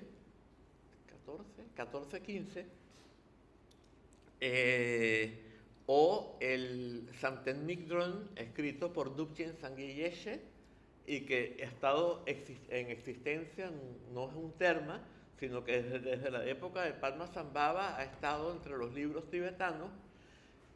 se enseña que los tres vehículos, las tres vías son el sendero de renuncia, el sendero de transformación y el sendero de autoliberación o liberación espontánea. Entonces, esto no es algo que haya inventado Chogyal Namkhai Norbu, que es uno de los pocos maestros que enseñan esos términos, sino que es algo que estaba en las enseñanzas tradicionales desde el comienzo del Dharma budista en el Tíbet. Pero cuando llegaron las nuevas tradiciones, que no tenían Dzogchen, hablaron de Hinayana, Mahayana y Vajrayana, y eso fue lo que predominó. Entonces muchos maestros han cuestionado a Chogyal Namkhai Norbu por enseñar de esa otra manera. El sendero de renuncia tiene dos subdivisiones. El sendero de renuncia propiamente dicho es el Hinayana, en el cual nos alejamos de los estímulos que activan las pasiones. Si somos Shravakas, yéndonos al monasterio, metiéndonos a monjes. Si somos Pratyeka Buda, yéndonos a la selva o a la montaña, etc., y aplicando la enseñanza en soledad. O si somos practicantes del Mahayana, entonces ese es el sendero antidótico. Y se basa en aplicar antídotos. O sea, igual que todo sendero de la renuncia, porque la idea es que las pasiones son malas. Pero hay dos enfoques. Uno, escaparnos de los estímulos que las activan, y otro, aplicarles un antídoto para que enfrentemos el objeto que las activa, que no nos las activa a nosotros porque aplicamos el antídoto. Entonces, el antídoto general es la vacuidad, porque podríamos dar un ejemplo en Shantideva. Recordemos el famoso ejemplo del Bodhisattva Charyavatara, en el cual hay un mago que crea una bailarina que baila con una gracia y tiene unas formas y es tan bella que toda la audiencia masculina se queda así y le sale babita por aquí, ¿no? Y en cambio el mago, que sabe que ella es una ilusión, no queda tan prendado, pero no puede evitar que le guste. En la medida en que la percibe, le da un gustico y le da un cierto deseo. No le da el grado de lujuria que le da a la audiencia, pero le da algo. Pero si hubiera un Buda allí, aunque viera el color y forma de la bailarina, no la percibiría como una bailarina y no tendría el más mínimo deseo erótico hacia ella. Entonces, ahí tenemos un ejemplo, son 3 grados de vacuidad. El que no tiene ninguna percepción de vacuidad es el que desarrolla esa lujuria exagerada, que sería la audiencia. El que tiene un cierto grado de vacuidad es como el mago, y el que tiene vacuidad absoluta es el Buda. Entonces, por esto la vacuidad es el antídoto supremo. Pero si no funciona la vacuidad, entonces aplicamos otros antídotos. Entonces, por ejemplo, para el deseo erótico, si nos atrae una mujer que no nos es, o un hombre según el caso, que no nos es legítimo según el Mahayana, un consorte legítimo según el Mahayana, entonces ¿qué hacemos? La imaginamos o lo imaginamos como un poco de moco en los bronquios, en la nariz, en los pulmones, un poco de jugos gástricos, o sea, de vómito en el estómago, un poco de excrementos en los intestinos, después músculos sanguinolientos, venas, sangre, sesos, huesos, y evidentemente que eso no atrae y se te pasa, ¿no? Y si es alguien que te activa la ira, entonces entiendes, no, si este tipo está tratando de molestarme, es porque él vive en el infierno todo el tiempo. O sea, él siempre está viviendo en relaciones de agresión, y no es capaz de estar en paz consigo mismo. Siempre vive en una relación en la cual o lo torturan o él tortura. Entonces ahí te surge la compasión, y como la compasión es aceptación, entonces eso neutraliza la ira. Entonces, en tanto que consideremos que la vacuidad debe ser el antídoto, en nuestra contemplación, pues ahí sigue siendo, no es todavía el tipo supremo. Y finalmente, la estabilidad meditativa suprema de los tathagatas, de los asidos, o sea, de los budas. Y esa es una en la cual no hay ni el más mínimo apego al sabor de la estabilidad meditativa, ni tampoco la más mínima consideración de vacuidad como antídoto, porque ya toda tu experiencia está imbuida de vacuidad. No necesitas utilizar antídotos porque no te surgen esas pasiones que requerirían un antídoto. Es como el Buda frente a la bailarina.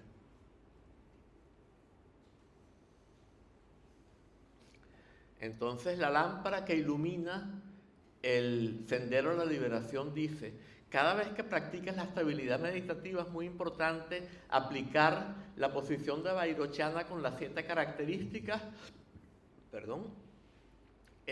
mirando de la manera prescrita, etc.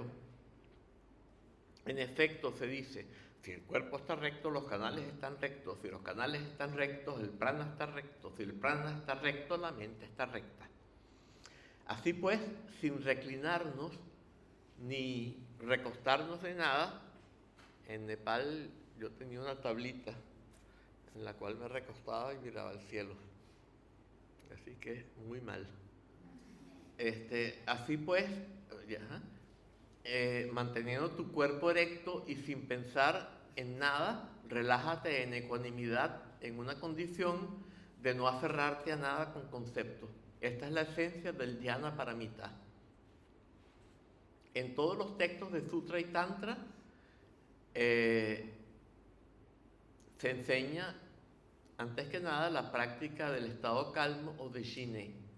Sin embargo, puesto que los varios tipos de Sempsin que pueden dar a la experiencia simultánea de Shinei y Langtong se describen en la parte central de este volumen de la base del Santi Mahasanga, en la sección Meditación, por el momento me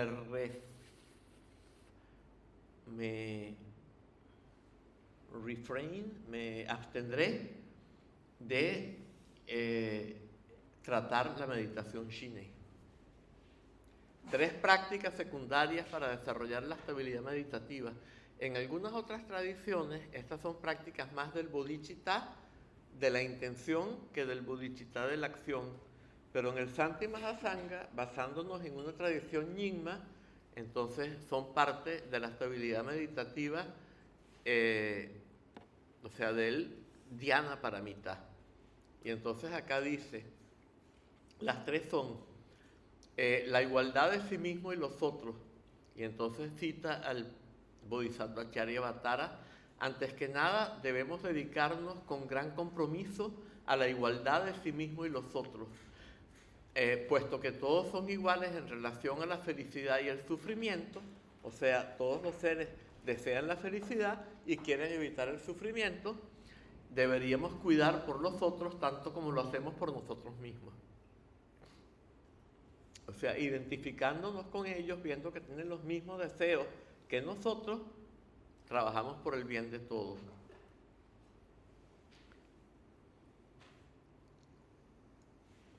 Ok.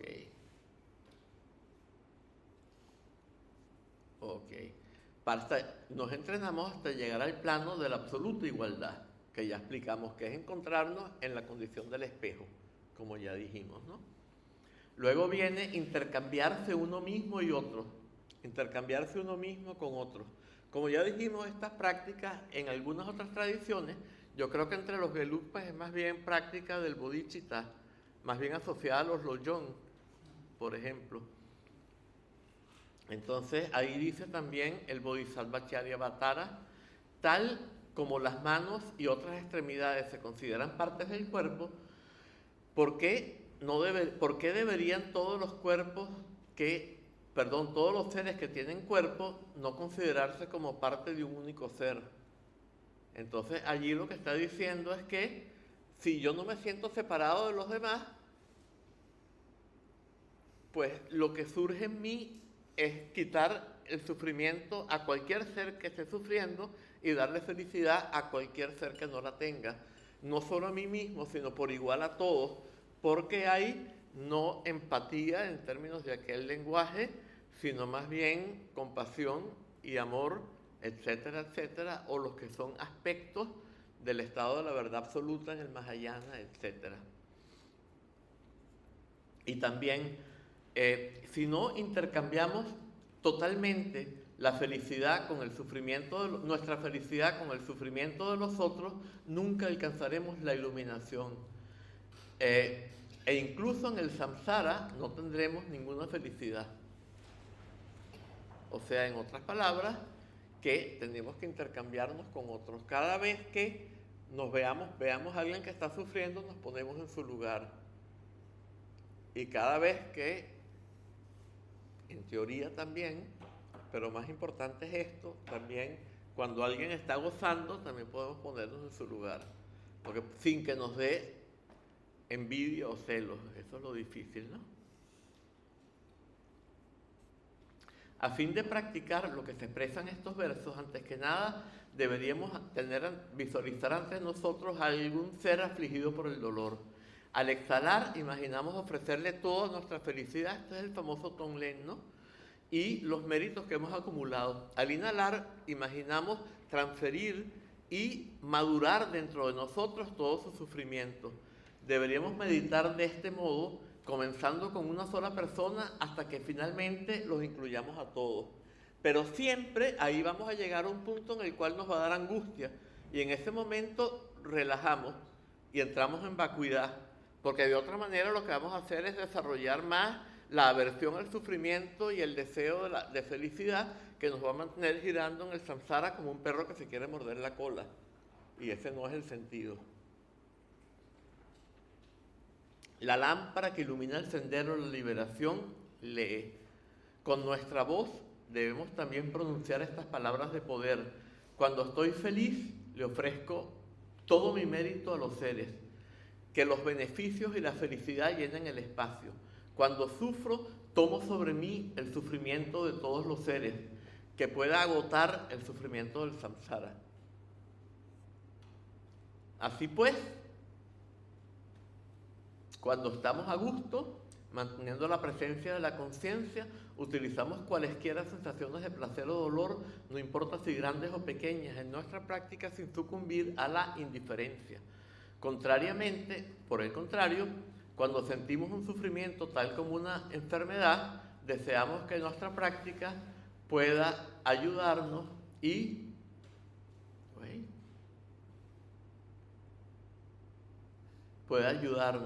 fingiendo entrenar nuestra mente de esta manera es una confirmación más de nuestro ego y contraria al verdadero punto de vista.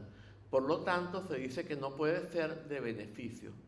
Cuando sufrimos un sufrimiento no deseado o una enfermedad, etc., deberíamos por el contrario formular el pensamiento: tantos seres en el mundo sufren como yo, qué tristeza, que todo su sufrimiento caiga sobre mí y puedan liberarse del sufrimiento y tener felicidad.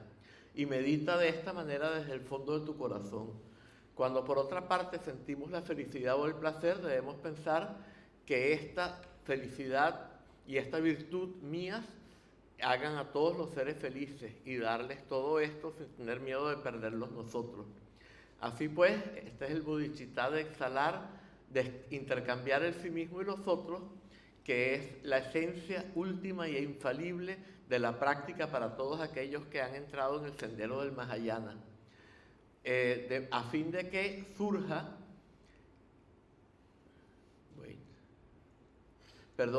de modo que incluso si surge, aunque sea una sola vez en nuestra mente, ya ello es capaz de purificar obstáculos y hechos negativos que hayamos acumulado por muchos kalpas. También de incrementar enormemente las acumulaciones de mérito y sabiduría y de liberarnos de los estados inferiores y de los renacimientos que podrían hacernos caer en ellos. En lo que respecta a los estadios de práctica y el intercambiar de uno mismo con los otros, el Bodhisattva Charyavatara dice: reconociendo todas las faltas en nosotros y un océano de cualidades en los demás, debemos completamente abandonar el egoísmo y cuidar solo por los demás. Y también, imaginando que los seres que son inferiores, superiores o iguales en nuestro lugar y nosotros en el lugar de los otros, con una mente libre de otros pensamientos, deberíamos meditar sobre los celos, la competitividad y el orgullo. Porque cuando nos comparamos con seres que tienen menos, nos sentimos orgullosos. Cuando nos comparamos con los que tienen más, nos sentimos envidiosos. y cuando nos comparamos con alguien que nos parece igual, nos sentimos competitivos. Entonces, no, yo soy mejor. Ok. Entonces, bien. La condición de la naturaleza última de los fenómenos más allá del pensamiento. Y finalmente, apreciar a los otros más que uno mismo, que también en otras escuelas sería parte más del bodhicitta de la intención, pero aquí se considera parte del bodhicitta de la acción y del dhyana paramita.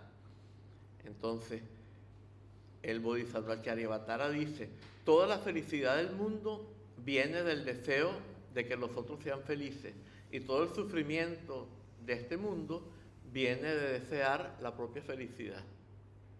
Entonces, entrenando nuestra mente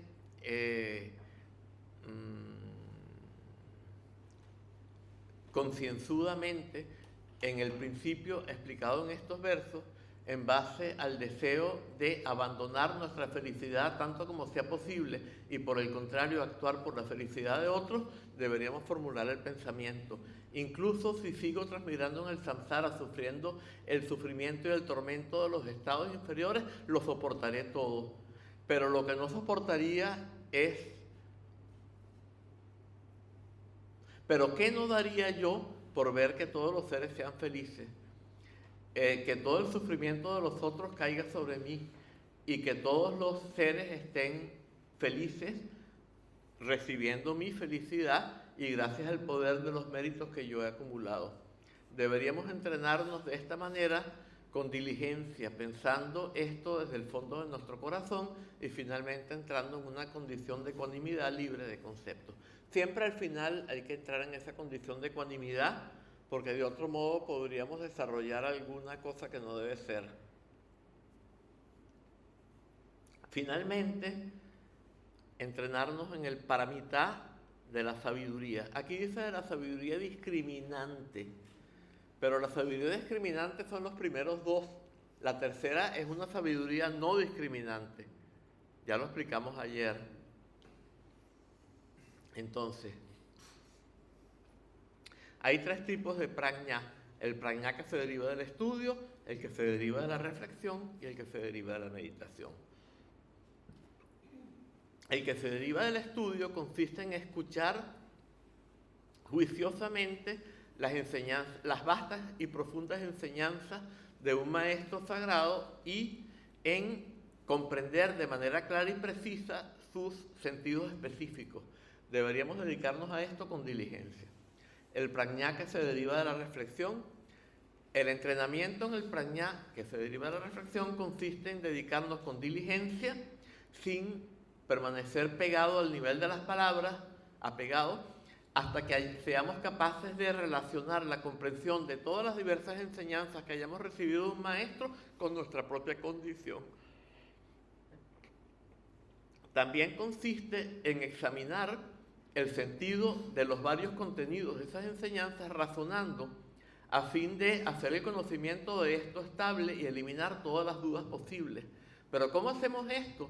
Dudando intencionalmente, tratando de refutar las enseñanzas y dándonos cuenta de que no podemos. Porque entonces la convicción que va a salir es mucho más firme. Y finalmente, en ser capaces de dedicarnos a la práctica en soledad sin tener que pedirles clarificaciones a los demás. Debes dedicarte con diligencia también a esto. Por último, el prajna que se deriva de la meditación. Y entonces, allí el Bodhisattva Charyavatara dice, y esto no es discriminante, el prajna que se deriva de la meditación es el prajna absoluto. El prajna discriminante es el prajna relativo. ¿Por qué relativo? Porque cuando discriminamos con conceptos, y los conceptos son relativos, se definen por contraste con sus contrarios, por exclusión de otros, dijo Acharya Dignaga. ¿Sí? Aniapoja. Entonces, son siempre relativos. El prajna absoluto, cuando se habla de 10 paramitas, es el jnana. Pero cuando se habla de 6, se habla de prajna relativo y prajna absoluto. Entonces, prajna absoluto está más allá de la mente, está más allá de lo relativo. Es la captación directa de la verdadera condición de todos los fenómenos, de la ta, de la dharmata, de la naturaleza búdica, de el rigpa, etc. El comentario, el Bodhisattva Charyavatara lee la relativa y la absoluta, se llaman las dos verdades. El absoluto no es un objeto de la mente se llama lo relativo. Esto es importantísimo. ¿Qué es la mente? La mente, por contraste con la naturaleza de la mente, es la mente dualista. Es la mente que acepta y rechaza, la mente que se siente un sujeto separado del objeto, es el núcleo mismo del error. Entonces, el absoluto no es un objeto de la mente, no lo puede aprehender la mente porque la mente aprehende en términos de conceptos. Lo absoluto se manifiesta cuando la mente colapsa y se disuelve y queda solo la naturaleza de la mente, cuya patencia llamamos rigpa. Ok. El comentario, la gota de néctar declara, esto significa que todos los fenómenos del samsara y el nirvana, en su aspecto de manifestación, constituye la verdad relativa, mientras que su condición verdadera, la naturaleza última de la vacuidad, es la verdad absoluta. Estas dos condiciones, siendo verdaderas e inequívocas, se llaman las dos verdades. Esto hay que tener mucho cuidado, porque hay que entender bien lo que esto significa. Todos los fenómenos del samsara y el nirvana, ¿qué son? No se refiere a la forma y el color. La forma y el color no son la verdad relativa. Significa a nuestro ver la lámpara como lámpara y percibirla como lámpara. Y a nuestro percibir la iluminación de un Buda que tenemos enfrente como iluminación. Entonces, eso pertenece al samsara. Son los fenómenos del samsara y el nirvana. Son las percepciones en términos de conceptos, que siempre pertenecen a la verdad relativa porque nos confunden. O sea, son la captación errónea de la verdadera condición. Es marikpa. Entonces, donde hay marikpa, hay verdad absoluta. Donde no hay marikpa, donde hay marikpa, hay verdad relativa, que es distorsión. Y donde hay rigpa, hay verdad absoluta. Y finalmente, la condición absoluta o verdadera de los fenómenos, que trasciende los cuatro límites que son la existencia y la inexistencia, ambas y ninguna, no es un objeto de conocimiento de la mente, porque todos los conceptos de afirmación, negación, etc., y todas las explicaciones verbales se llaman lo relativo y no son lo absoluto. De modo que es necesario comprender que la cualidad característica de la verdad absoluta es que trasciende la mente, lo que dijimos antes, las palabras, el pensamiento y las explicaciones, mientras que la cualidad característica, la calidad característica de la verdad relativa es la mente confundida con sus objetos. En breve, no deberíamos pensar que desde el punto de vista de la condición absoluta haya una división entre ser y no ser, atribuyéndole existencia a lo relativo e inexistencia a lo absoluto. En efecto, el Sutra del Corazón o el Sutra Esencia del Prajnaparamita, o sea, el Prajnaparamita Sridhaya Sutra, lee: la forma es vacío y el vacío es en sí mismo forma. Más allá de la forma no hay vacío, más allá del vacío no hay forma. Así pues, las dos verdades son la verdad relativa y la verdad absoluta, y el principio último de la sabiduría discriminante que se deriva de la meditación corresponde a la condición de la verdad absoluta. La lámpara que ilumina el sendero de la liberación dice: después de haber comprendido todo esto, ponlo en práctica. Ya va. Después de haber comprendido todo esto, ponlo en práctica. Y por medio de la meditación reconoce la verdadera condición del estado natural. En efecto, al comienzo es necesario eliminar dudas por medio del estudio y de la reflexión. Y luego, cuando nos dediquemos a la meditación, reconocer que todos los fenómenos asociados a los 5 objetos de los sentidos son, aunque no son existentes, aparecen a nuestra percepción ilusoria como en un sueño, se manifiestan repentinamente mediante la interdependencia de las causas primarias y secundarias como un espectáculo mágico. Parecen existir, aunque son inexistentes, como una ilusión óptica. Aparecen, aunque son irreales, como un espejismo. Aunque no hay nada dentro ni fuera, se los percibe como sucede con un eco. No teniendo morada, ni conteniendo algo adentro, es como la ciudad, son como la ciudad de los Gandharvas, una ciudad ilusoria donde se supone que viven los músicos de los dioses, pero los músicos de los dioses, los Gandharvas, que se alimentan de olores, son seres inexistentes, son ilusiones.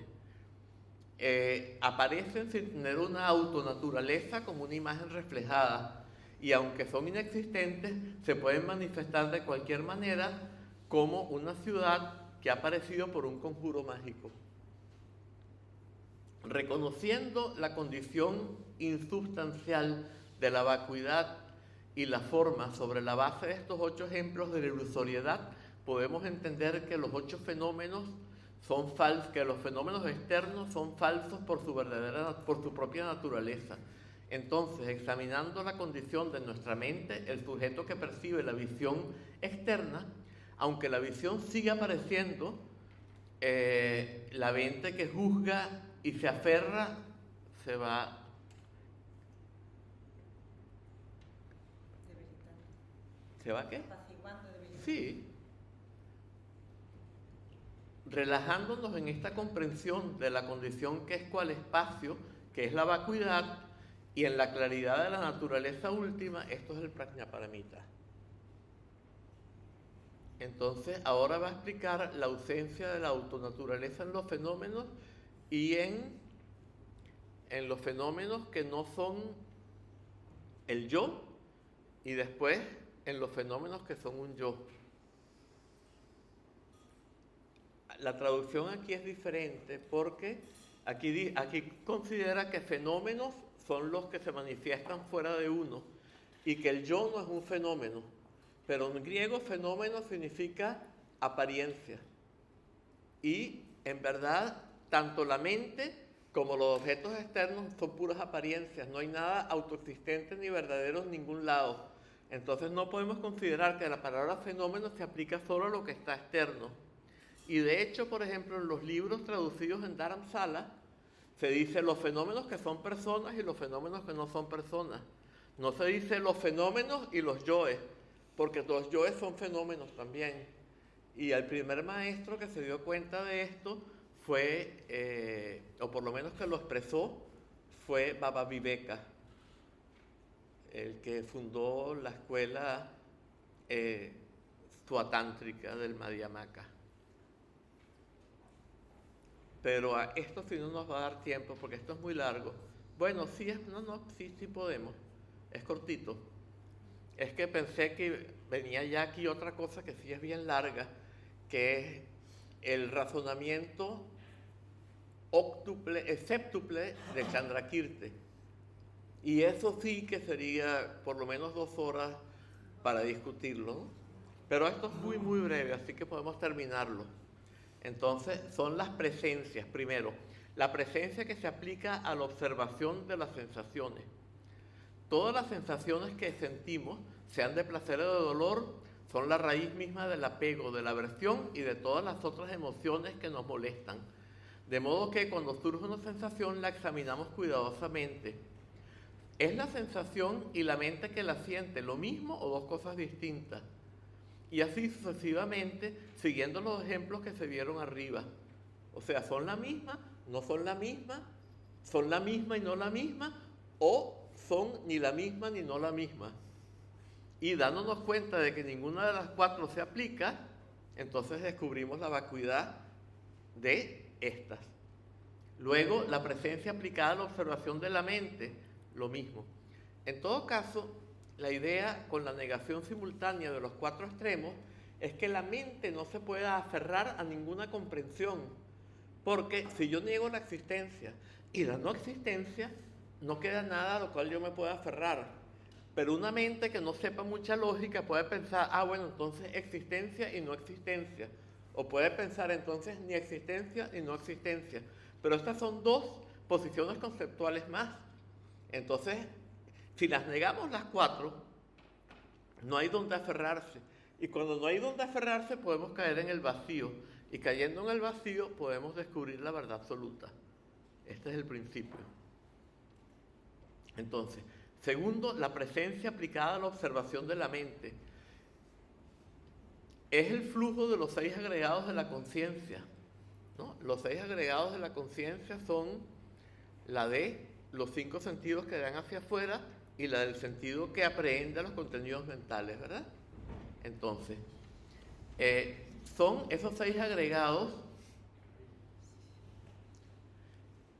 que primero surgen y luego dan lugar a muchos aspectos buenos y malos, etcétera. ¿Son ellos la mente o algo distinto de la mente? ¿Son los varios estados que se manifiestan como placer y como dolor, dharma o no dharma, apego y aversión, etcétera? ¿La mente o algo distinto de la mente? ¿Son ellos la mente o algo distinto de la mente? Debemos examinar todo esto concienzudamente.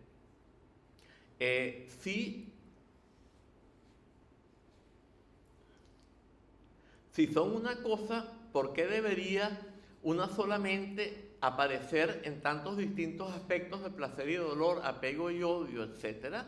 Si en cambio consideramos que todos esos estados mentales se manifiestan solo debido a causas temporales secundarias, ¿qué es lo que constituye entonces la esencia de la mente que no dependa de causas secundarias o del contacto con los objetos? ¿Existe o no? ¿Es algo externo, eterno o impermanente?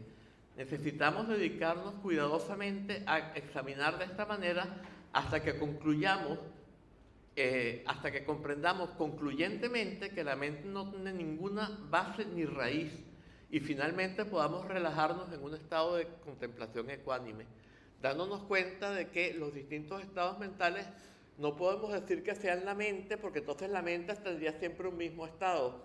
Ni podemos decir que son algo distinto de la mente, porque no podrían aparecer en nuestra mente. Entonces no son ni lo mismo ni otro, entonces cae la comprensión, colapsa y podemos relajarnos en ecuanimidad, de vacuidad. Este sería el objetivo. Finalmente, la presencia aplicada a la observación de los fenómenos que no son la persona.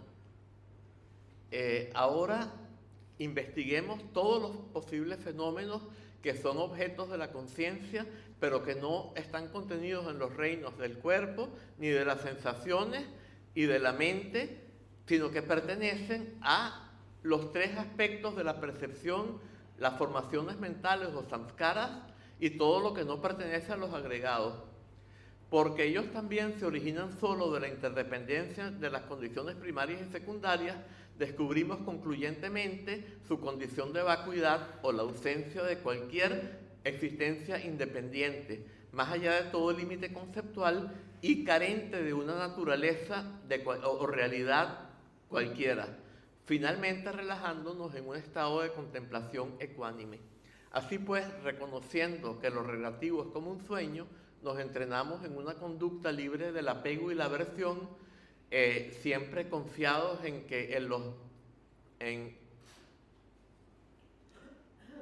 en el absoluto no existe ningún fenómeno que tenga ni siquiera la más mínima realidad concreta.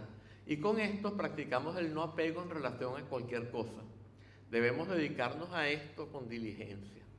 Los practicantes de este nivel base del Santi Mahasanga deberían dedicar 5, 3 o por lo menos un día a practicar el examen de la ausencia de autonaturaleza independiente en la persona y cada una de las 4 aplicaciones de la presencia que pertenece al principio de la ausencia de una autonaturaleza independiente en los fenómenos que no son la persona. En efecto, es muy importante para la experiencia de estos métodos fundamentales relacionados con el prajna que se deriva de la meditación, es muy importante hacer que todos ellos surjan dentro de nosotros verdaderamente.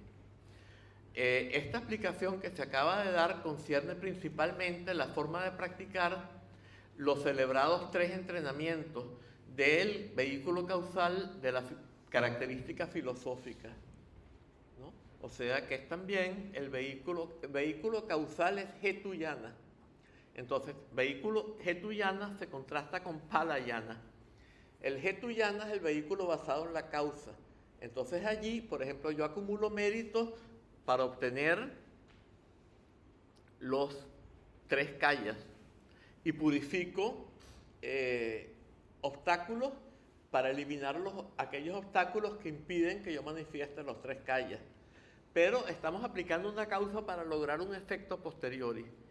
En cambio, el tantrismo, como vía de transformación, está basado en el resultado, porque un Mahasiddha tuvo una visión de sí mismo como una deidad. Tuvo una vivencia de vacuidad total y tuvo una vivencia de gozo total, todo ello estando en Rigpa. Entonces, para que los alumnos describan el Rigpa, los introduce, hace que produzcan, los enseña a producir la experiencia de placer total, la experiencia de verse a sí mismos como una deidad y la experiencia de vacuidad total, para que entonces, buscando aquella capacidad cognitiva en la que estas 3 experiencias se manifiestan, se rompa el dualismo y se manifiesta el Rigpa. Entonces es el vehículo contrario a el vehículo basado en la causa, es el vehículo basado en el fruto. Y el Dzogchen, ¿qué es? Es el vehículo que está más allá de la relación causa-fruto. ¿Por qué? Porque todo lo que es causado es transitorio, está sujeto a sufrimiento. La verdadera condición es asánscrita. Y lo asánscrita solo se puede manifestar por liberación espontánea, por iluminación espontánea. Y ese es el principio del Dzogchen. Y ese es el principio mediante el cual se iluminan todos los Budas. El Buda Shakyamuni practicó el sendero de la renuncia en su forma más extrema, pero cuando se iluminó, estaba en ese samadhi profundo, abrió los ojos, vio la estrella de la mañana y la aprehendió de manera no dual y no conceptual, y ahí fue que se iluminó sin hacer el más mínimo esfuerzo. No dijo, ahora, y entonces se iluminó, sino que fue ¡puc! El practicante tántrico manifiesta las 3 experiencias y entonces mira la mente y se le da la zancadilla. La mente colapsa y se manifiesta el Rigpa por liberación espontánea. Y en el Dzogchen, pues, todo está basado en ese mismo método. Entonces, en el fondo, todos los vehículos, cuando llegan al fruto, llegan por liberación espontánea. Pero el Dzogchen es el vehículo que hace de eso su propio método. Y por eso tiene una práctica como el Togel, en el cual ya no hay nada que hacer, sino que toda la práctica surge espontáneamente. Y es la forma de llegar a la realización más completa al final. Y con esto, colorín colorado, la enseñanza de hoy se ha acabado.